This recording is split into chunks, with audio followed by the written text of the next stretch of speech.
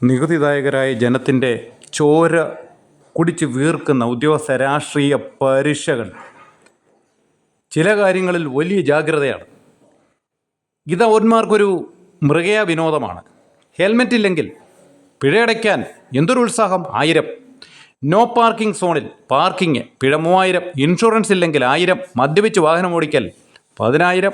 No entry സോണിൽ വാഹനം ഓടിക്കൽ 5000. വാഹനം ഓടിക്കുമ്പോൾ മൊബൈൽ ഫോണിൽ സംസാരിച്ചാൽ 2000. പൊല്യൂഷൻ സർട്ടിഫിക്കറ്റ് ഇല്ലെങ്കിൽ 1100. 3 സീറ്റ് യാത്ര ചെയ്താൽ 2000.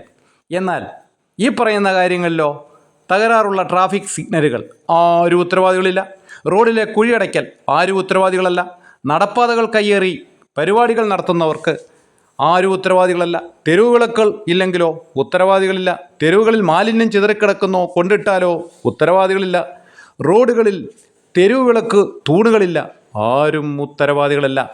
റോഡുകൾ കുഴിച്ചെടുത്ത് നന്നാക്കാതെ ഉപേക്ഷിക്കുന്നു. കുഴിയാണ്, പലരും ആ കുഴിയിൽ വീണ് മരിക്കുന്നു, ആരും ഉത്തരവാദികളല്ല. നിങ്ങൾ ഒരു കുഴിയിൽ വീണ് പരിക്കേറ്റാൽ ഉത്തരവാദികളില്ല.